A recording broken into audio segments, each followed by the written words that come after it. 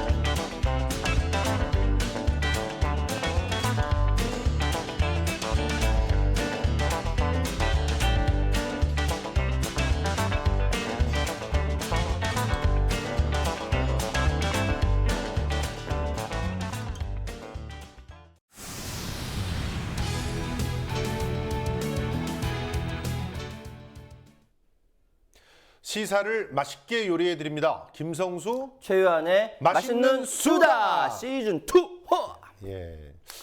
오늘 왜 갑자기 옷을 어이, 이렇게? 드디어 대망의 2016년이 왔지 않습니까? 예.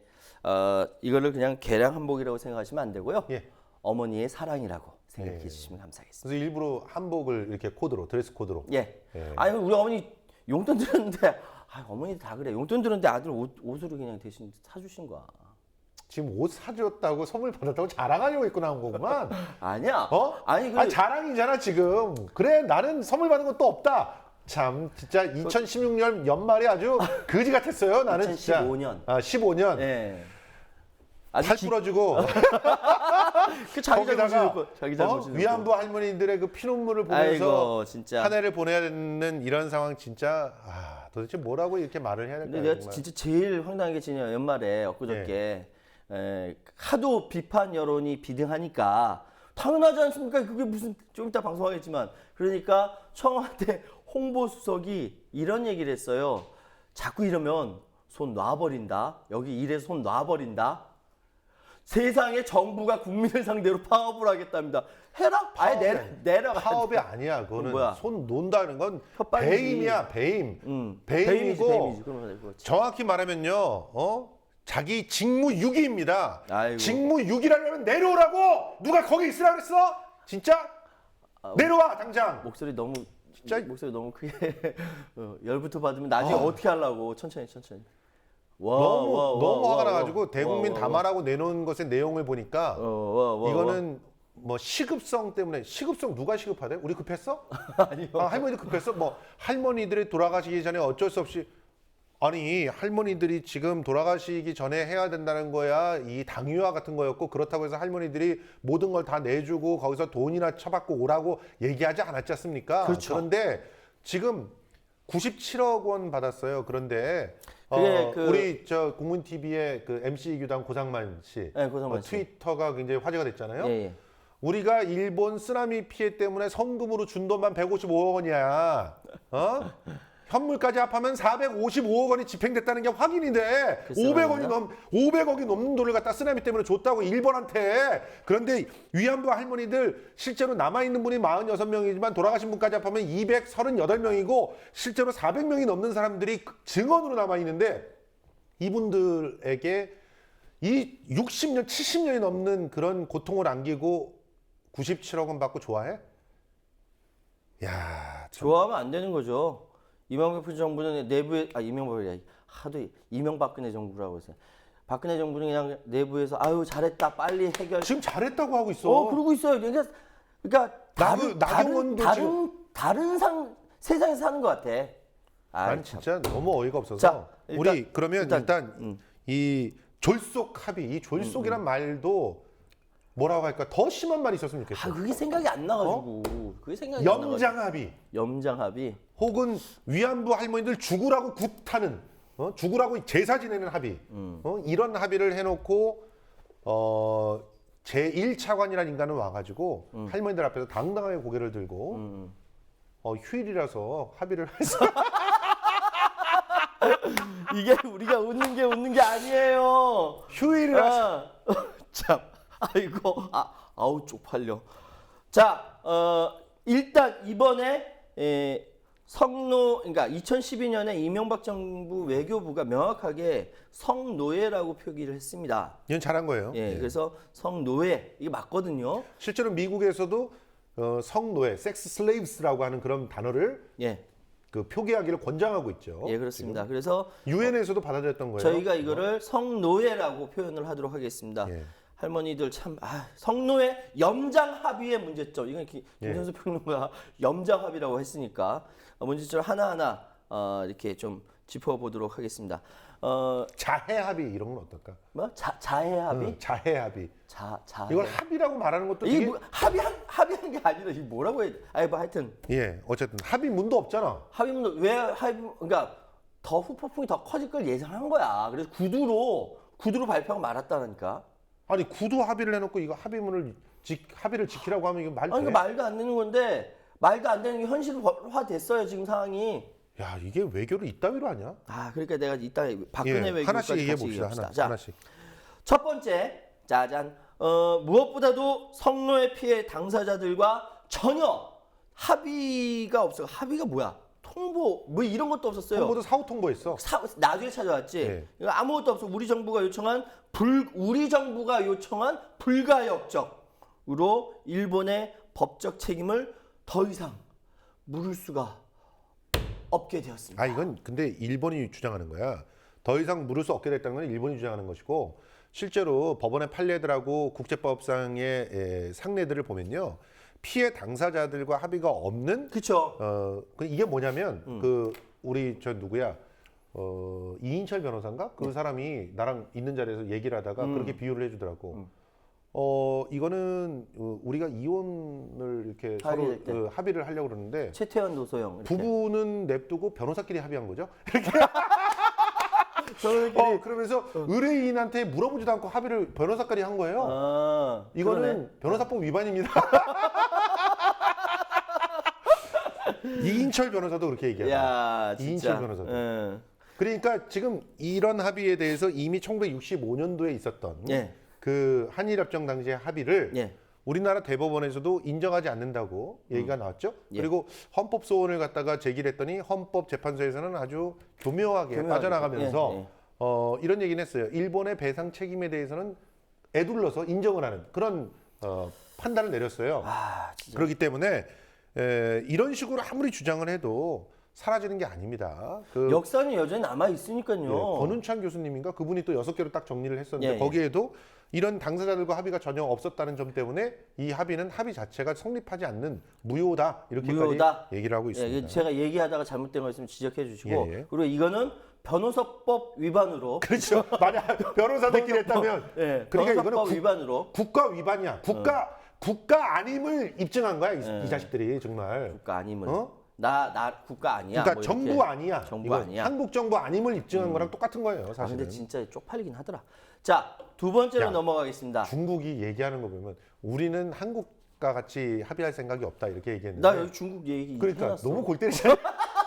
너무 쪽팔려. 예. 자꾸 그냥 막 생각나서 예, 맞아요. 순서에 맞춰서 합시다. 두 번째, 자, 빠잔. 재단 설립은 우리 정부가 하고 일본은 그저 돈 10억엔만 던져주는 형식이어서 진정한 반성이 보이지 않는다. 근데 예. 이거 있죠. 아베는 그날 이렇게 뭐 이렇게 얘기하는데 아베 부인은 어디 갔었어요? 야스쿠니 신사 참배했어요. 뭐 하는 짓이야? 뭐 하는 시잖아요. 이건 뒤에서 외교적 엿먹으라는 거 아니야? 이런 게 외교적 결례라는 거예요. 결례뿐만 아니라 걸레 같은 짓이야 이게 정말 이런 짓을 한 것에 진정성이 들어가 있는 거죠. 한국 민족들은 걸레다 이런 거예요. 그런 협상을 해놓고 잘했대. 한국 자국민들한테 지금 뭐 하고 있는 겁니까 우리나라 외교부? 야 진짜 이거 참 보통은요 이런 식의 합의가 있다 그러면 정부 관계자는 물론 정부 관계자들의 가족들도 다 행동을 조심합니다. 그럼요. 왜냐하면 오해받을 수 있는 당연하죠. 요지가 있어서 예. 어렵게 성사시킨 합의에 누를 끼칠까봐. 그런데 아베 부인이 야스쿠니 신사에 신사에 가가지고 참배를 그냥 그날 했다니까. 언론들 합의하고 난 다음에 언론들 다 쫓아가서 다 데리고 쫓아가서 이게 뭔지 아세요? 엿먹으라는 거야 진짜. 그다음 자, 세 번째. 그다음에 10억엔도 이건 문제가 있는 게 10억 엔? 이번 일단 보세요. 예. 예전에 그 재팬 파운데이션이라고 하는 걸 만들어 가지고 네. 그 17억엔을 기금을 조성했잖아요. 맞아. 그때. 예. 예. 이때도 17억엔이었고요. 그때 당시에 환율로 따지면 200억이에요. 이미 그때 200억을 갖다 마련을 하고 우리 많은 위안부들한테 또 돈을 갖다 줬다고. 일부는 또 그 돈을 받고 합의한 분들도 있잖아요. 있죠. 예. 예. 그때보다 돈이 적어요. 그때보다도. 그리고 그때는 재단도 일본이 만들었어요. 그치. 운영도 일본이 했어요. 물론 우리나라가 재단을 갖다 설립한다는 점에서 장점도 있을 수가 있어요. 뭐 예를 들어서 피해를 갖다 얘기한다거나 뭐 돈의 액수를 정한다거나 이런 부분에서는 장점이 있을 수가 있어. 그런데 딱가리지 다 해주고 일본은 부담 없이 돈 97억만 딱 던져주면 끝. 그러니까 일본이 잃은 것은 97억 뿐이다. 네. 뭐 이렇게 얘기하잖아요. 그러니까 그래서 지금 영국의 가디언지는 이번 협상의 승리자는 미국과 일본이다. 일본이다. 그것도 완벽한 승리라는 표현을 완벽한 썼더라고요. 승리. 그러니까 고 미국이 왜 들어가는지에 대해서는 이따 말씀드릴게요. 자, 세 번째. 자, 세 번째로 들어가겠습니다. 성노예 피해 소녀상을 다른 곳으로 옮기는 것은 사실상 합의해 놓고 여론이 안 좋아지자 변명만 하고 있다. 잠깐 요것도 사실관계를 확인해야 되는데 예. 왜냐면은 청와대 홍보수석이 담화를 두 번째로 발표했잖아요. 예. 맨 처음엔 박근혜 대통령이 담화를 했고 그다음에 두 번째로 발표했을 때 이 예. 내용을 유언비어라 그랬어요. 이 내용 유언비라고 그랬어요. 유언비어네. 그러니까 적혀 있지 않으니까 니들 진짜 근데 이미 많은 신문들에서 조사를 해가지고 이렇게 얘기했다면 니들이 그러니까 그 일본이 이 대사관 앞에 있는 소녀상은 사실은 외교 공간에 대한 결례 아니냐, 이건 치워야 되는 거 아니냐라고 이렇게 얘기를 했더니 관계자들과 한번 협의해 보겠다고 얘기했다며. 했어요. 그딸 얘기를 그렇게 얘기를 해놓고 와가지고 지금 무슨 말도 안 되는. 그러면 당연히 어떻게 해석을 할 것 같아? 당연히 옮기겠다고 해석하죠. 그 지금 일본이 먼저 협상을 들어가기 전부터 어떤 걸 했냐면요.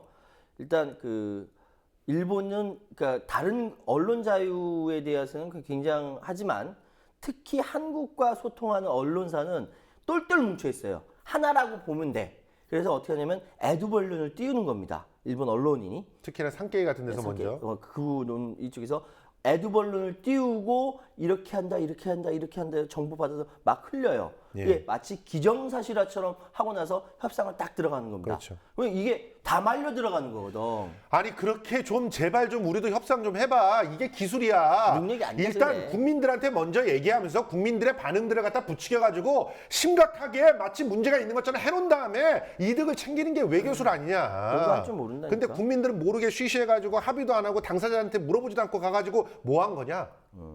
솔직히 말해봐. 뒤로 뭐 먹은 거냐. 이미 제가 알기로는 이명박 정권 때 주요 요직에 있던 한 이름을 밝힐 수 없는 그 고위공직자 한 분이 저한테 제보를 한 게 예.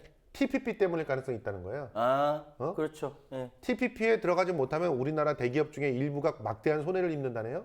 그렇죠. 예. 그래서 이 대기업들의 이득을 보장해 주기 위해서 위안부 할머니를 팔아넘기냐? 아니 그 대기업의 이건 의혹이야. 의혹이니까 네. 소설이라고 생각합시다.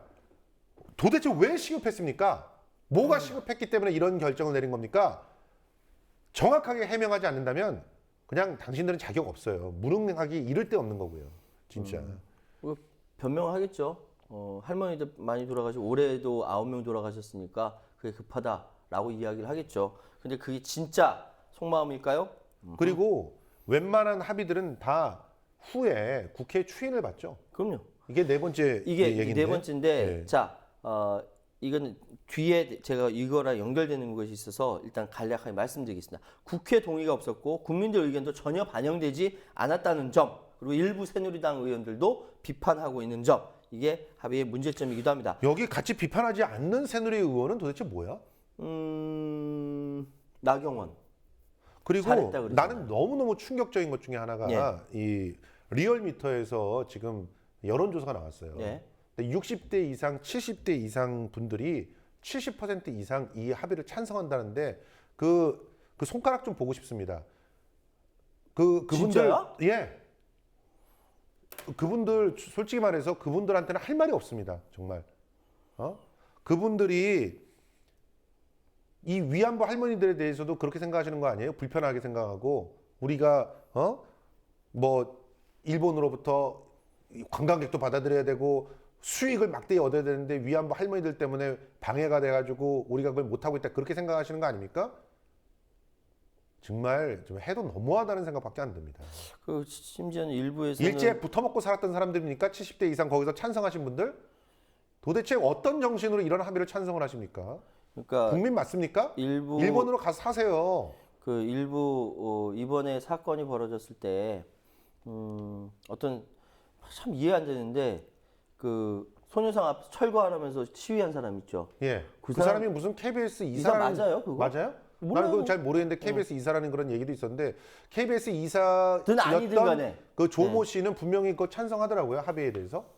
아니 뿐만 아니라 그거 그런 사람이 어떻게 KBS 이사? 정대협 이쪽이 다 종북 좌파고 그 스스로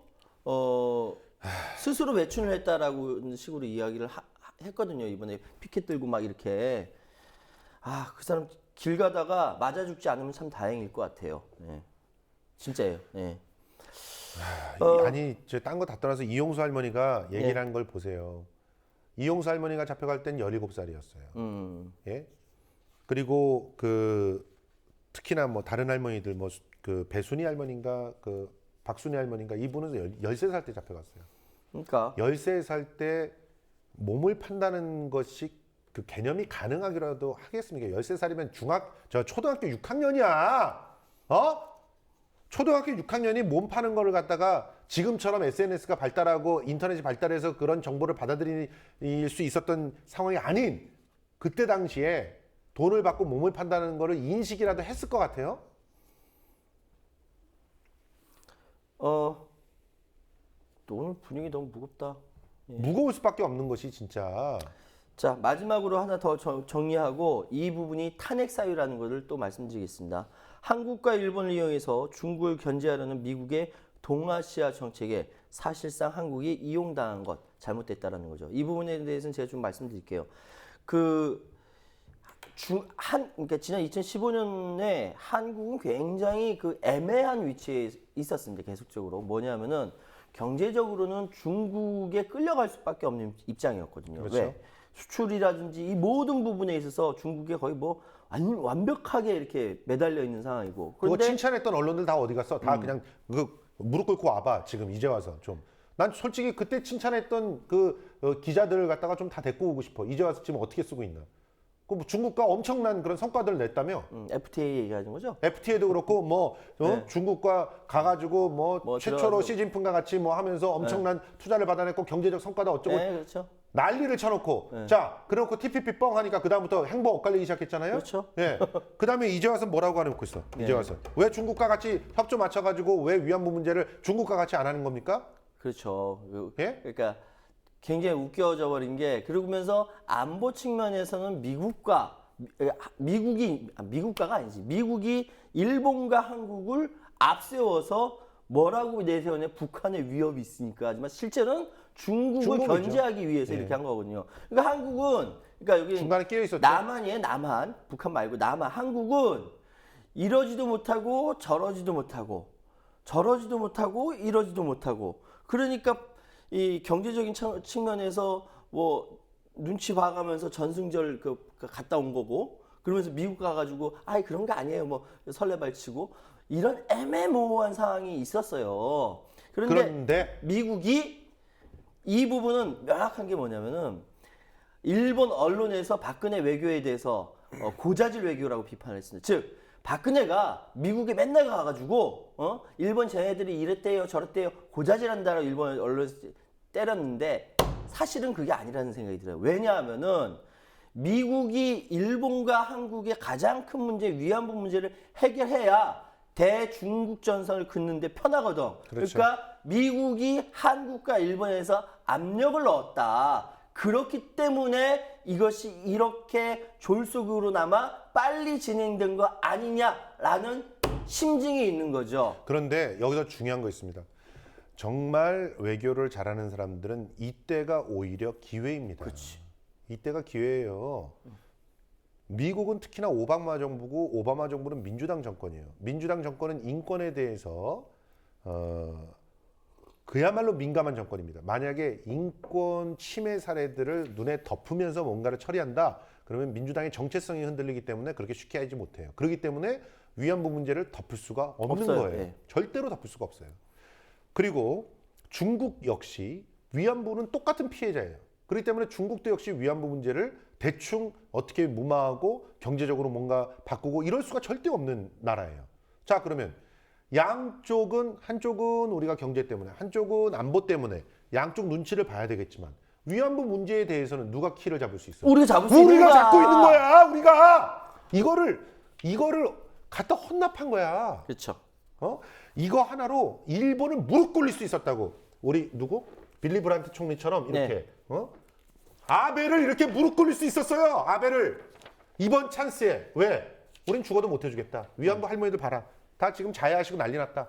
이러면서 정부는 뒤에 빠지면 돼요. 그럼 뒤로 빠지면 돼. 빠지면 돼요. 소녀상 가지고 이야기하죠. 예. 왜 우리 소녀상을 쟤들이 무서워하냐면은 우리나라가 거기에 이렇게 소녀상을 딱 일본 대사관 앞에 만드니까 미국도 따라하고 네덜란드도 따라하고 호주도 따라하고 다른 나라 다 따라서 자기 그 나라 안에 있는 일본 대사관 앞에 소녀상을 다 갖다 놓는 거야. 그러니까 불편하거든.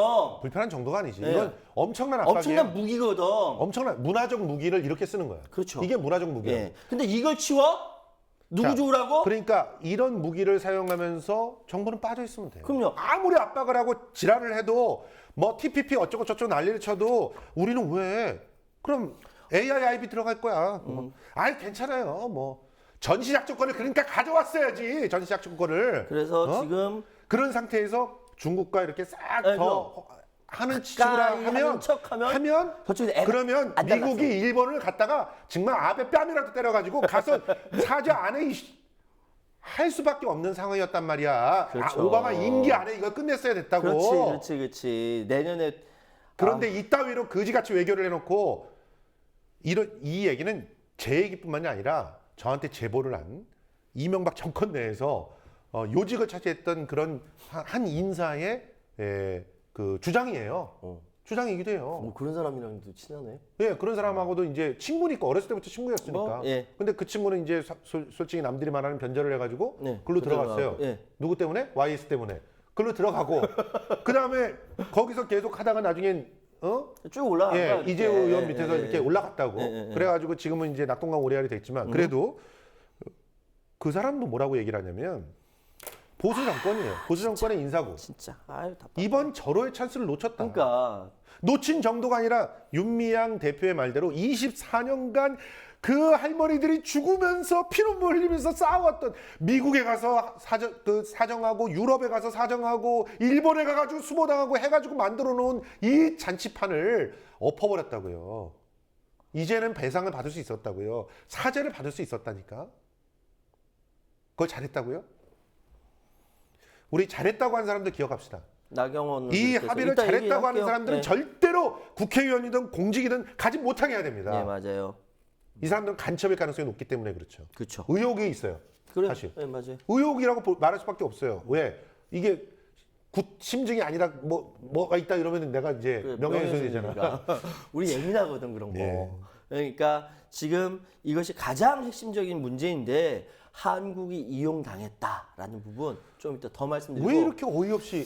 아니 그러니까 간첩. 그러니까 우리는 의혹. 뭘 또 의심할 수밖에 없냐면 뭘 약점을 잡혔거나 7시간 같은 거 약점을 잡혔거나 아니면 뭔가 엄청난 돈이 뒤로 오갔다거나 스위스이라는 계좌에 들어가는 거지. 아. 그러니까 몰라요. 우리 전혀 모르는데 소설 써보자면 그런 거예요. 소설이야, 소설. 그럼. 그냥 못된 음모론을 갖다 얘기를 하는 네, 건데 맞아요. 그렇지 않고 어떻게 이걸 이해해야 될지 왜냐면 이해가 잘 안 돼서 제가 그래도 그래. IQ가 149예요. 이해가 안 돼. 몇이라고? 149라고. 언제? 고등학교 때 했던 게 고등학교 20년 때. 전에? 그래 맞아. 또 언제를 갖다 꼭 밝히라. 아 이거 진짜. 저기 이렇게 하고 나니까 예. 민변에서 뭐라고 하냐면은 이건 탄핵 사유다. 탄핵 사유예요. 탄핵 사유다. 예. 딱 정확하게 말씀드릴게요. 한일 간 위안부 합의, 위안부 간 성노예죠. 성노예 합의가 조약이라면, 조약이요. 국가 대 국가 조약이라면 박근혜 대통령 탄핵 사유가 되고 법적 구속력이 없는 단순한 정치적 언약이라면 외교적으로 심각한 문제가 된다. 이거 어차피 물리는데 자 탄핵 조약이라면 국가적 의무가 발생합니다. 예, 의무가 발생하고 즉 국회의 동의와 법제처의 심사와 국무회의 심의와 법률 공포의 절차를 이행해야만 이것이 성립이 되는 거예요. 네. 그런데 그걸 안 하면 어떻게 되는 거라고? 그러면 이거는 대통령 탄핵 사유가 되는 겁니다. 헌법 위반. 헌법 위반. 헌법을 그냥 쓰레기처럼 취급하는 거야. 그렇죠.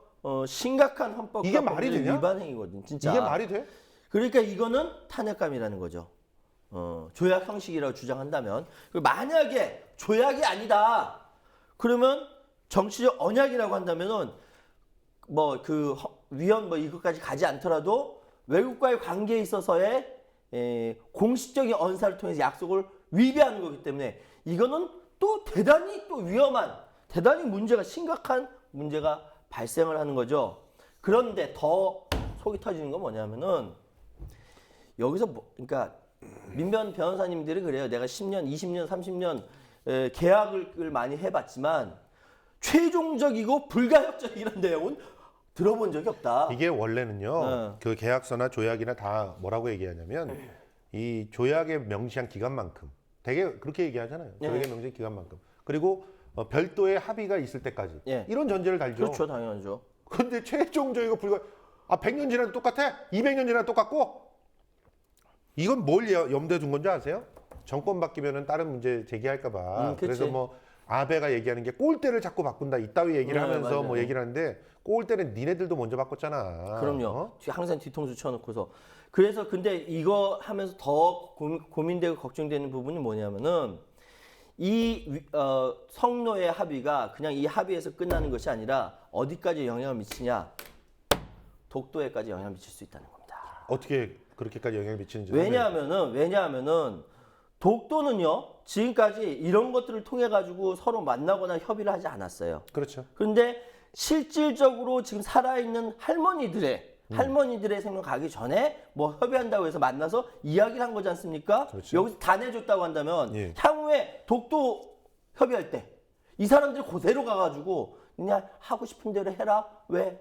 뭐 창조적인 미래를 위해서 이렇게 이야기할 수도 있다라는 거예요. 이거 누구도 책임 못 지는 거예요. 그리고 뭐라고 합니까? 대승적 차원에서 이해해달라고. 거기서 대승이는 누구야?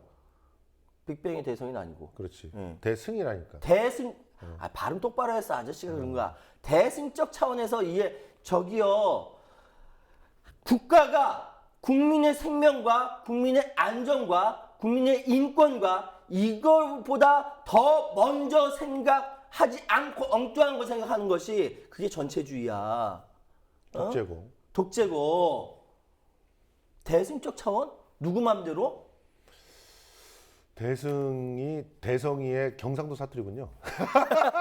아 웃길라고. 예, 진짜. 한 말씀 하세요. 저는 그냥 한마디로 대한민국 대통령 아님을 선언한 사건이 아닌가 저는 그렇게 봅니다. 그리고 지금의 외교부는 대한민국 외교부가 아니라는 걸 선언했어요. 그리고는 이렇게 해놓고 나서 윤병세 외교부 장관이 아주 여러 가지 제약 속에서 정말 최선을 다한 성과가 있는 그런 그 합의였다라고 자평을 하는 것을 보면서 야 정말 머리까만 외국인 아닐까? 이걸 최선이라고 하는 것 자체는 얼마나 무능하면 저걸 최선이라고 할까? 글쎄 말이야. 이런 생각이 들었어요. 맞아요. 그러니까 아니 시험지를 줘서 이제 10점을 받은 애가 와요. 네. 네. 걔는 너 놀았어? 최선을 다한 게 이거야? 죄송해요. 앞으로 공부 열심히 할게요. 이거 개전의 여지가 있는 거 아니야? 최선을 다했어요. 어떻게 하실래요? 때려쳐야 되는 거야. 죽일래요? 아니 그냥 때려쳐야 되는 거야. 그냥 10점 맞으면 때려치는 거야. 공부는 때려쳐. 그냥 뭐 다른 걸 해야지. 어떻게 공부에 또 미련을 갖게? 그럼 그 자리에서 내려와야 되는 게 맞는 거야. 맞아요. 그냥 학생 아니게 하면 돼요. 그런 학생들은 학생 아니게 하고 가서 기술을 배운다거나 장사를 배운다거나 그러면 되잖아. 그렇지. 왜 거기서 그 앉아서 공부를 한다고 그 앉아 있냐고 학생처럼. 그러니까 당신네들 마찬가지야. 지금 우리가 생각하는 건 100점인데 거기서 지금은 30점도 안 되는데 30점도 안 되는 걸 받아갖고 와서 최선이라고 그러면 그 자리에서 내려오면 돼. 왜 거기에 있냐고. 자, 넘어갑시다. 자, 이렇게 나오고 나니까 어떤 반응들이 있는지 좀 살펴봤습니다. 자, 대권 후보자로 이름이 나오는 반기문 유엔 사무총장 좋아하시는 분들 많죠? 예, 좋아하는 사람들 많더라고요. 우리 국민TV 조합원들은 아닌 것 같은데 이렇게 얘기했습니다. 박근혜 대통령과 아베 신조 총리의 리더십과 비전에 감사한다. 한일 양국은 과거사에 대한 올바른 인식을 통해 미래지향적으로 발전해 나가야 한다. 과거사에 대한 올바른 지향이 그 군대가 이끌고 가서 성노예를 갖다 만들어서 최소한 6개월에서 최대는 7년 가까이를 갖다 성착취를 해놓고 거기에 대해서 미래지향적으로 발전해 나가기 위해서는 화대 주면 되는 거야? 이게 미래지향적입니까? 반기문 아웃이야! 여기 그 이 미래지향적인 미국 첩자가 아니면 어떻게 이렇게 얘기할 수가 있어? 이 미래지향적인 미래를 그러니까 어떤 미래일까? 윤미래는 아니야. 자, 여기서 이야기하는 미래는요. 미국 중심으로 일본과 한국을 최전방에 내세워서 총알바지로 만들고. 대중국 전선의 총알바지로 만든다는 그 미래라고밖에 해석이 안 됩니다. 이게. 그러니까 여기서 확실해진 거죠. 반기문 유엔 사무총장께서는 자기의 정체를 드러내신 겁니다. 예. 축하드려요. 예. 오케이. 미국 간첩이시니까 네. 이렇게 확정지어서 또 얘기하면 안 돼. 그런 의심이 되니까 의심이 되니까 대권 후보로서는 아주 부적절하게 예, 안 되죠. 안 되죠. 예. 영원히 아웃. 아웃. 그냥 자, 유엔 사무총장에서 끝내세요. 그다음 보시고요. 두 번째 보니까 그것도 진짜 노무현 대통령이 만들어졌는데 됐어. 진짜 아이, 넘어가. 정말. 자, 두 번째 보니까 아까 뭐 누가 얘기하는 거 다 얘기하랬죠. 사실 예, 나경원 나경원. 의원도 얘기했고요. 이제 지금 준비한 원유철 새누리당 원내대표가 아베 총리가 개인이 아닌 총리로서 사죄와 반성을 한 것도 평가할 만하다. 그건 당연한 거야. 한일 외교장관 회담에서 한일 양국이 일본군 위안부 문제에 대해 진일보한 합의를 이끌어낸 것을 환영한다라고 얘기했습니다. 뭐가 진일보한지 좀 알려주세요. 예. 자, 일단 돈도 재팬 파운데이션보다 적어요. 예. 그다음에 그 총리 차원의 사과를 심지어는 직접 총리가 방문을 해서 할머니들한테 사과를 하기로 했다는 사사의안도 있었어요. 네, 그거보다 그렇죠. 지금 발전했습니까? 전화로 박근혜 대통령한테 사과했어요. 이게 뭐야? 변호사끼리. 변호사끼리야. 변호사법 위반이지. 철저하게. 예, 변호사법 위반이지. 근데 이런 거를 진일보했다. 진일보라고? 그리고 그러니까 도의적 책임을 진다라고 하는 말에서 도의적이란 말 뺀 게 진일보라고? 어떤 책임을 통감한다는 거야 그러면? 어쨌든 지금 이 상황은 그러니까 이 상황이라기보다 법적인 뭐 이야기는 아무것도 없잖아요. 예. 그냥 흐지부지 넘어간 거고 쟤네 계속 지금까지 그렇게 해왔어요. 예. 거기에 또 속아. 자, 한 번 속으면 이렇게 사기 당했다고 쳐. 두 번 또 속으면은 아유 왜 두 번 어쩌다가 세 번 살면 바보야 병신이야. 병신이라는 말이 아니라 바보예요 진짜로. 세 번 살면 그 속은 사람 잘못이야. 몇 번 속냐 지금. 만약에 우리 외교부가 정말 자존심이 있고 우리 국민들의 어떤 심정을 생각하는 그런 합의를 했다면 93억 원 얘기할 때 그 돈 정도는 우리도 있으니까 가서 껌이나 사서 드시고 이왕이면 롯데껌 사서 드시라고 그러고 그리고 와가지고 무릎 꿇고 사죄하라고. 그럼 1원이 돼도 배상을 하라고. 1원이 돼도 배상을 하라고 얘기를 했어야 되는 거예요. 그래 맞아요. 예? 자, 이렇게 되는 상황에서 중국 사람들은 어떤 의견을 내놓고 있을까요? 중국 가기 전에 저 야당한테 한마디 하겠습니다. 더불어민주당? 참 불어 터진 민주당이 아닌가 생각이 드는데요. 아니 왜 국민한테 성금을 걷어 거기다 대고. 아니 무효선언까지는 잘했다고 쳐. 왜 국민한테 성금을 걷어? 미쳤냐? 우리가 무슨 맨날 이런 일만 터지면 거기다 주머니 걷어주고 뭐 얼마나 더 줘야 돼? 국민들이. 그러니까, 국민들이 봉이냐? 호구야? 네, 이 부분이 아주 야당이라고 진짜 도대체 이제. 왜 김성수 평론가가 화를 내냐면요. 우리는 얼마든지 일본군 성노예 할머니들을 위해서 성금 낼 수 있어요. 근데 문제는 뭐냐면은 이런 일이 벌어졌을 때 명백한 책임을 묻고 거기에서 무효 선언하고 싸움을 정해줘야지. 싸움을. 이게 성금을 걷어버리면은 이게 흐지부지 없어져 버려요. 그래 투쟁성이 없다는 거야. 아니 투쟁성이고 나발이고 다 떠나가지고 성금이라고 하는 것이 어떻게 이게 왜 성금을 문제를 걷어? 해결할 수 있는 구체적인 그게 방법이냐? 아니잖아. 바보들이야 정말. 주변에서 정말 참모들 도대체 뭐 하고 있는지 모르겠어. 이러니까 이중대 소리를 듣지. 말만 맨날 그냥 세게 하면 도대체. 자, 중국 그 사람들이 뭐라고 하냐면 중국 100명 중 중국 잠깐만요. 중국 가기 전에 한마디만 더. 한마디만 더. 미안. 정의당도 한마디 하고 싶어요. 대통령 사과하라고? 나 정의당 진짜 배불렀다고 생각해요. 이게 사과할 상황입니까? 탄핵하고 무효로 돌리고 투쟁해야 될 일이야. 정의당이라면. 아휴 정말 뭔 놈의 야당들이 정말 하나같이 그냥 마음에 드는 게 하나라도 있어요 진짜. 안철수는 지금 뭐 말도 못하고 뭐 하고 있는 거야. 오히려 안철수가 말은 제일 세겠더라 그래도. 그래? 이러니까 나보고 안 빠라고 하는 모양인데 아 정말 우리 야당들 정말. 예. 우리 둘이 싸울까? 예. 우리 둘이 어떻게 싸우지? 방송으로 해 싸워야지. 자, 이제 중국 얘기해도 돼요? 예. 네.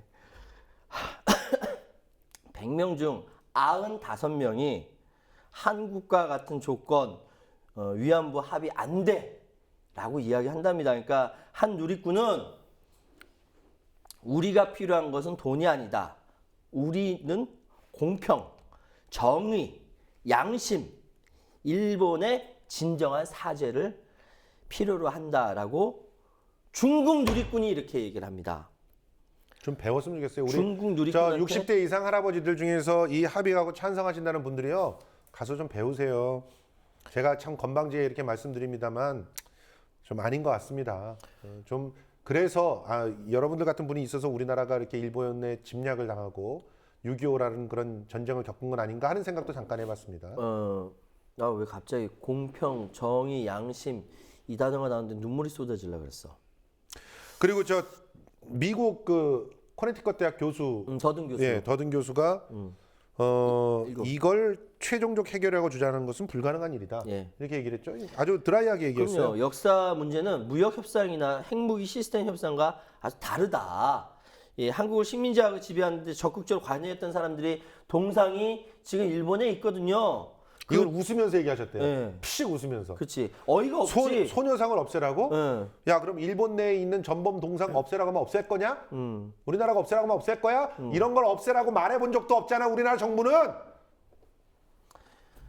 난 이 중국 누리꾼이 공평과 정의와 양심을 얘기할 때 갑자기 눈물이 쏟아지고. 그런데도 박근혜 대통령이 지지율 42%입니다. 어떻게 설명을 해야 될까요 이거를? 개념이 없는 거죠. 예. 왜냐하면은 그냥 평생 노예로 사십시오. 네. 예. 그러니까 뭐 이거 꼭 뭐 어떻게 표현해야 될지 모르겠지만 아무것도 생각이 없는 겁니다. 그러니까, 근데 그 이유가 외교를 잘한대요. 네. 외교를 잘한다. 지금까지 계속 그 외교 부분에 계속 점수를 많이 줬거든요. 이번에도 외교를 잘한다고 해서 올라갔었어요. 예, 근데 몰라요. 41%까지 떨어졌다가 42.4%까지 올라갔었다가 지금 다시 지지율 빠지고 있는 상황인데 왜 그럼 그렇게 올라가느냐? 연합뉴스 기사 같은 거 한번 읽어 드려봐. 야, 진짜 그러니까, 정말 어쩜 정부의 돈을 받고 있는 기관 통신사라고 해도 그렇게 적는 건 아니라고 나는 생각합니다. 그래서 우리 김성수 최의원의 맛있는 수다에 자꾸 이렇게 얘기를 하면은 좀 이렇게 사람들이 제대로 알아들을까 모르겠다. 글쎄 얼마나 볼까? 많이 좀 공유 좀 해주세요. 많이 공유해 주세요. 어쨌든 이 와중에 아베는 우리 속 터지는데 아베는 뭐라고 얘기했냐면 아이씨 더는 사죄하지 않을 것이며 한국이 약속을 어기면 그러니까 뭐 또 다시 거론하고 뭐 이러면 국제사회의 일원으로서 끝날 것이라고 이야기를 했고요. 너를 끝내줄게. 너를. 지금 어떻게 끝낸지 한번 두고 보자. 나 끝내고 얘기 좀 해요. 예. 이번에 한국 외교장관이 TV 카메라 앞에서 불가역적이라고 말했고 미국이 그것을 평가한다는 절차를 밟았다. 미국이 평가하면 되는 거야? 미국 사장이야? 너무 와, 골 때려. 진짜 대단해. 그러니까 우리 간첩이야. 미국이 사장님, 그리고 아베는 무슨 부장님, 우리 외교부 장관은 거기 뭐 대리. 그래서 야 불가역적 했습니다. 합의 다 됐습니다. 보고했습니다. 이러면 되는 거냐? 그러니까 미국이 그것을 평가한다는 절차를 밟았다. 그러니까 아베가 이렇게 얘기한 것도 골 때리는 거지 사실. 이거를 일본인들은 또 가만히 있어요. 보고. 지금까지 한국이 움직여온 골대를 고정화시켜 간다는 것. 나 진짜. 골대는 항상 고정돼 있었습니다, 인간들아. 골대는 항상 고정돼 있었어. 법적인 배상, 책임 있는 사죄, 이 두 가지 골대는 고정돼 있었다고. 좀 더 TPP라든지 이런 것들에 대해서 좀 더 깊이 이제 한국과 중국 그리고 아니 미국과 중국 그리고 한국의 입장을 조금만 더 설명을 설명을 해드릴게요. 해주시죠. 경제평론가답게. 자, TPP라는 건 뭐냐면 태평양을 중심으로 삥 둘러가지고 환태평양 경제협정, 그러니까 자유무역지대를 만드는 거예요. 근데 이건 맨 처음 커지지 않았었어요. 일종의 카르텔이죠. 예, 동북아시아, 아니, 그 동남아시아 쪽에 몇몇 나라가 이렇게 하다가 갑자기 커진 게 왜 커졌냐면 미국이 들어오고 일본이 들어오면서 환태평양이 돼버린 거예요. 그러면서 그렇죠. 남미까지 이렇게 쭉 돌아서 됐는데 블록 경제라고 하지 않습니까? 그렇죠. 근데 경제에 있어서 또 다른 주체인 G2라고 하죠. 그 중국이 RCEP이라고 또 그런 비슷한 블록 경제를 만들어요. 이거 두 가지가 부딪히고 있는 거죠. 그러면 진짜 머리가 좋은 그러니까 머리 좋고 외교력을 발휘할 줄 아는 나라의 국가의 수장이라고 한다면은 이 상황을 양쪽으로 역이용해야 된다는 생각이 들거든요. 양다리 외교라고 합니다. 그런 것을 양다리 외교. 이쪽 발 딱 집어넣으면서 저쪽 이쪽으로 오라고? 알겠어요. 그럼 뭐 줄 거야? 뭐 주면 그러니까 함 들어갈 때 그치, 함이다. 그래? 저 이쪽 돈 집어 이쪽이 뭐라 그러면 이쪽에서 이런 거 준다 그러잖아. 그럼 성의 표시해야지. 이쪽 뭐 줄 거야? 뭐 줄 거냐고. 샤바. 그렇지. 그 정도 그럼 이쪽 싹 이러면서 그치. 국익을 최대 극대화하라고 그럼요. 당신들이 그 자리에 있는 거야.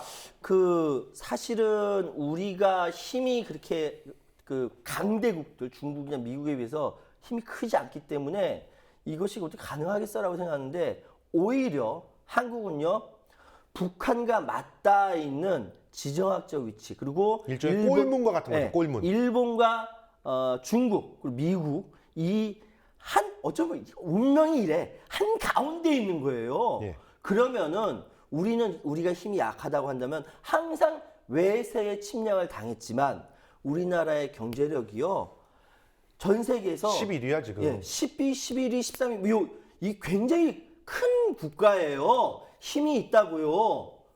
이거를 활용한다면은 양쪽에 있는 블록 경제 이거 충분히 이득을 취할 수가 있고요. 두 번째로 그러니까 딴 거 다 떠나가지고요. 우리나라가 이제부터 미국으로부터 절대 무기 안 사라는 선언을 하면 미국의 대통령이 우리나라 달려와요. 그렇지. 세계에서 제일 많이 사는 나라였으니까. 왜 그런 얘기 한 번도 못 하는 겁니까? 예? 블로핑이라도 해야지. 아니면 이런 얘기를 책임 있는 사람이 얘기하면 부담이 된다. 그러면 국민들한테 하게 하면 되는 거잖아. 그럼 당연하지. 국회에서 하게 하면 되는 거 아니야? 네, 맞아요. 그럴 때 야당하고 파트너십이 필요한 거 아니야? 야당 대표 보고 하라 그러면 되는 거 아니야? 그래서 나는 그 박근혜 정부의 보이지 않는 이 검은 머리 외국인들 많이 산다고 생각해요. 예. 하여튼 뭐 여러 가지 더 이런 것들이 있는 두 글자로 말하면 간첩? 그죠? 간첩. 예. 그리고 이와 비슷하게 은행이죠. AIIB 그리고 ADB 이것이 이제 미국 중심의 ADB, 중국 중심의 AIIB 이것이 또 부딪히는데 이것도 똑같이 활용할 수가 있어요. 근데 이런 것들을 못 하는 거야. 이게 능력이 없는 건지 내가 미국 사람이라고 생각해서 안 하는 건지 잘 모르겠는데 미국 사람이라고 생각해서 안 하는 거야. 예, 그런 걸 수도 사실. 있겠죠. 추측이 뿐입니다. 왜냐면 조국을 위해서. 이래서 그런지 몰라도 일개 국민 최소한을 생각하는 건데 참 더럽다. 자, 그러면 어떻게 해야 할 것인지 모범 사례가 있죠? 일단 이 부분 양다리 외교에 대해서는 좀 정리를 해주시고. 네. 예. 그래서 이 국익을 극대화하는 방법들. 그래서 그러니까 더 정확하게 말씀드리면 아까 사실 우리 그 김성수 평론가가 먼저 얘기했어요. 나라를 지키는 전시작전권 정도 그 정도는 갖고 있어요. 그 정도는 가지고 있어야 돼요. 왜? 그렇죠. 최고 통수권자가 군대를 이렇게 좌지우지할 수 있는 힘을 갖고 있어야 어디 가서 말 한마디 해도 할 수 있는 거 아니겠습니까? 근데 그런 것도 없이 얘기하니까 너무 쪽팔린데 그런 나라에 대한민국이 살고 있는 거예요. 그러니까 지금 상황은 기초부터 다시 해야 돼요. 외교부 라인 싹 갈고 갈아야 됩니다. 외교부 라인 싹 깔아가지고 진짜 이 사람들 간첩아닌지 한번 검토해보고요. 저는 감사와 수사도 필요하다고 생각합니다. 뒤로 뭐 먹었는지 이건 개인적인 생각입니다. 개인적인. 뒤로 뭐 먹었는지 개인적으로 생각이 돼요. 이렇게 해보고 그러면서 외교 그리고 기조를 이 기조를 다시 만들어야 돼. 다시 세워야 돼요. 세우지 않은 상태에서 지금처럼 윤병세호가 가는 것처럼 우리가 그래도 잘했어요라고 고개 빳빳이 들고 나가는 거는 제2의 이런 외교 참사, 독도를 이렇게 팔아먹을 수가 있고요. 예? 제2의 동북공정 같은 거 인정해버리고 넘어가고 이어도 팔아먹고. 이어도 팔아먹고 이런 것들이 계속 벌어질 수가 있다는 거죠. 이 굉장히 심각한 문제입니다. 그러니까 양다리 회의가 가기 전에 그 능력도 안 되니까 일단 지금 외교부 싹 다 갈고 물갈이하고 외교부 이 기조를 다시 성립하고 이렇게 해야 한다. 이걸로 일단 결론 내리겠습니다. 자, 그러면 우리 최유한 평론가가 야심차게 준비한 뭐 코너. 야심차게 준비해 이거 이 노컷 뉴스의 카드 뉴스에서 나와 있는 정말 설명드릴게요. 올바른 사죄란 무엇인가에 예. 대한 이 내용들을 좀 우리가 같이 보면서 예. 일본한테 우리가 어떤 걸 얻어냈어야 되는 건지 새 벽도의 하나의 과제로서 한번 제시를 해보죠. 그렇죠. 1970년대에 이게 빌리 브란트 독일 총리가 독일이 옛날에 2차 세계대전 때 유태인들 많이 학살했잖아요. 실제로 가서 이렇게 무릎 꿇고 사과를 했어요. 우리는 이렇게 일본으로부터 받아내야 합니다. 이게 맞는 소리인데 이래서 독일이 강한 나라가 된 거죠. 그렇죠. 이렇게 되기를 바라면서 노컷 뉴스에서 독일 총리가 어떻게 한 것인가에 대해서 우리가 이제 소개를 해드리도록 하겠습니다. 노컷 뉴스 참 잘 만드셨어요. 하나씩 이야기해보죠. 그러면 그림으로 여러분께서는 보실 수가 있습니다. 상처 입은 이들을 위로한 단 한 번의 사죄. 1970년 12월 폴란드 수도 바르샤바의 유태인 위령탑 앞 한 남성이 헌화를 마치고 돌아서려다 갑자기 차가운 바닥에 무릎을 꿇었습니다. 이 남성은 당시 서독의 총리였던 빌리 브란트였습니다. 위령탑이 있는 자리는 1943년 5만 6천 명의 유태인들이 나치에 반대하며 봉기를 일으켰다 학살된 게토 지역이었습니다. 2차 대전 전범국 총리가 게토에서 사죄하는 것은 쉽지 않은 일이었기에 전 세계의 주목을 받았습니다. 전쟁 후 독일이 지금까지 피해자에게 배상한 금액은 무려 100조 원 이상이었습니다. 독일은 또 나치 전범을 집요하게 추적해 처벌하기로도 유명합니다. 최근에는 아우슈비츠에서 회계장부를 관리했던 94살의 노인에게 징역 4년을 선고하기도 했습니다. 과연 천문학적인 배상과 성역 없는 처벌도 모자란 걸까요? 중고등학교 역사 교과서는 아우슈비츠를 사상 최대의 인간 학살 장소라고 명확히 가르치고 있습니다. 나치 문양인 하켄크로이츠 사용은 전쟁 이후 법으로 금지됐습니다. 1995년 헌법재판소는 나치 범죄를 부인하는 망언이 형사처벌 대상이라는 판결을 내리기도 했죠. 히틀러의 자서전 나의 투쟁은 무려 70년간 금서였습니다. 내년부터는 저작권이 소멸해 출판이 가능하지만 독일 정부는 학자들이 비판적으로 단 각주가 첨부된 전문가용 서적만 허용할 방침입니다. 독일은 이렇게 꾸준히 사과해오고 있지만 피해자들 마음속에 무엇보다도 깊이 새겨진 장면은 한 나라의 수장이 보여준 조건 없는 사죄였습니다. 서독 총리의 진심의 마음을 연 폴란드는 브란트 부조상을 세워 화답했죠. 인간이 말로써 표현할 수 없을 때 할 수 있는 행동을 했을 뿐이다. 이렇게 말한 브란트 총리.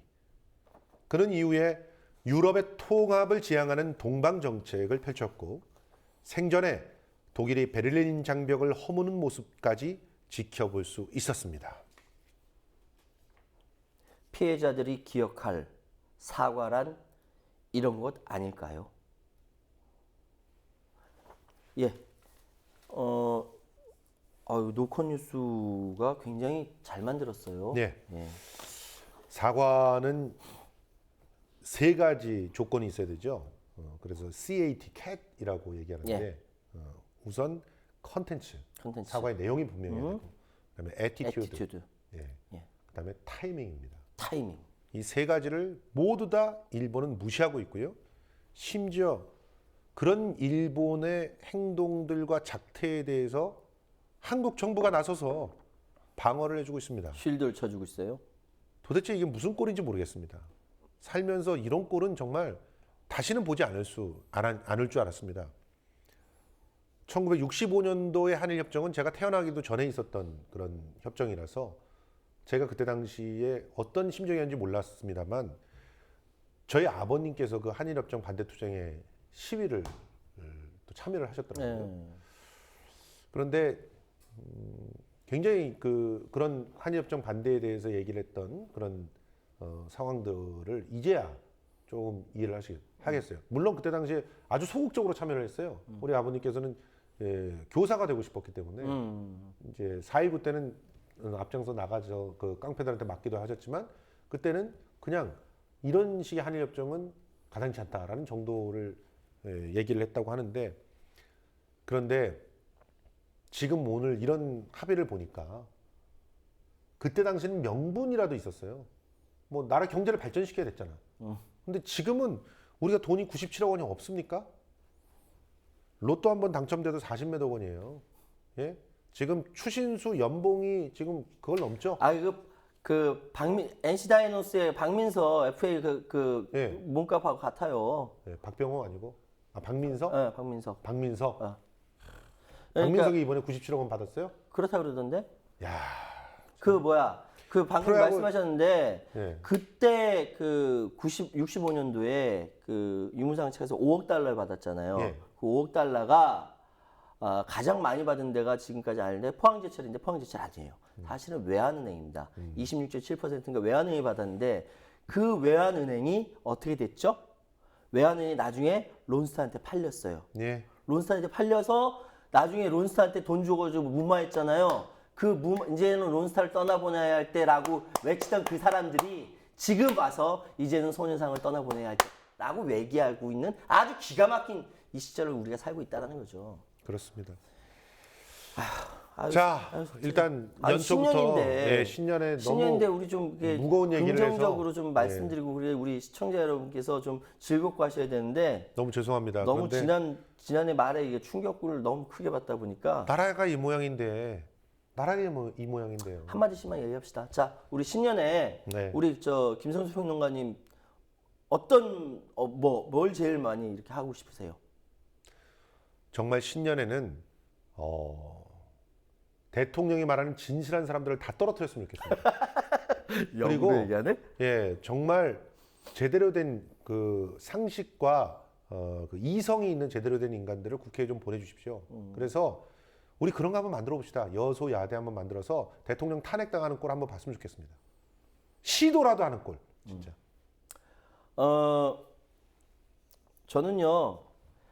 정치는 우리 김성수 평론가가 다 얘기했으니까. 이런 식으로 또 빠져나가려고 나만 문제적인 발언한 걸로 빠져나가려고. 워낙 이제 올바른 소리를 잘 하시니까 김성수 평론가님께서 그래서 다 말씀하셨으니까 그렇게 됐으면 좋겠고요. 동조합니다. 예. 그리고 우리 김성수 평론가 팔도 빨리 나왔으면 좋겠고요.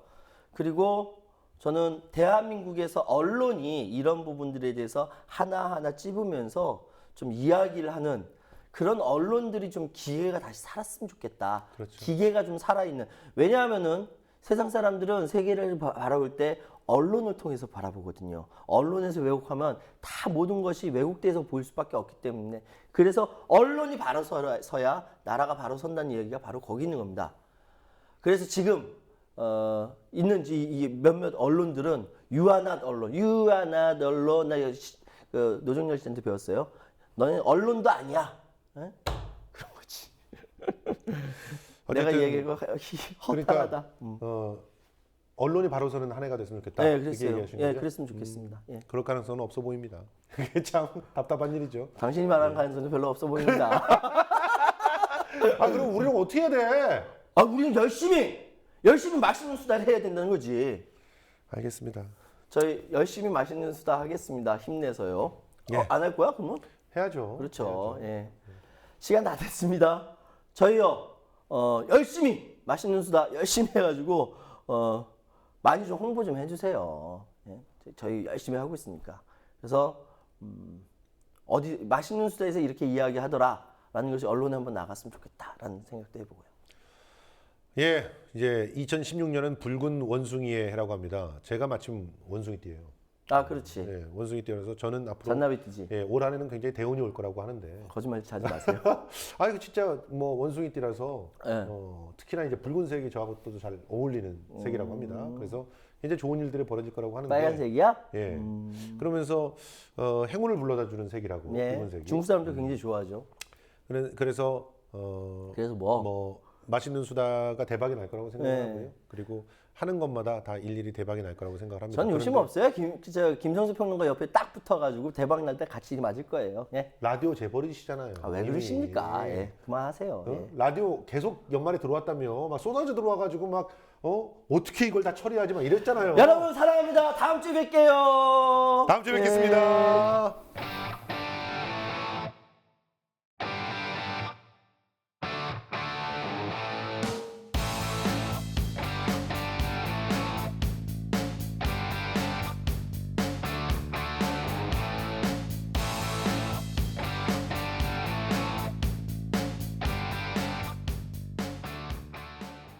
안녕하십니까.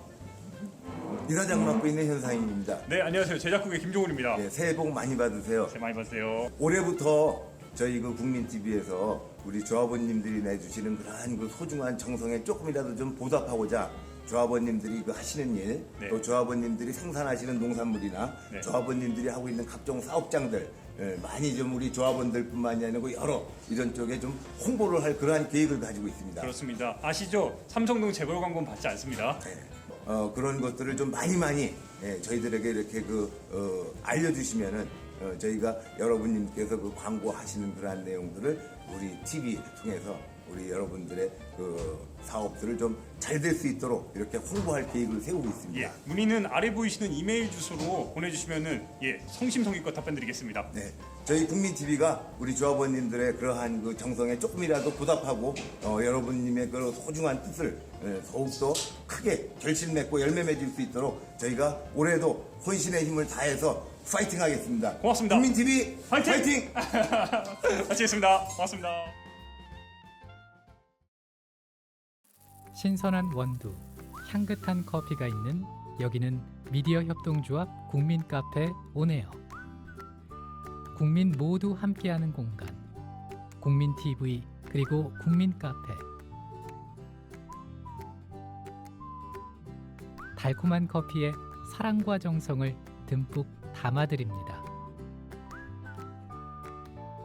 향기로운 커피가 있는 곳, 자유롭게 책도 볼 수 있고 사람 향기도 느낄 수 있는 넓은 문화공간, 생생한 라이브 공연, 그리고 도심 속 작은 미술관까지 낭만이 있고 여유를 즐길 수 있는 쉼터, 나눔과 사랑이 넘치는 카페, 국민카페 오네어.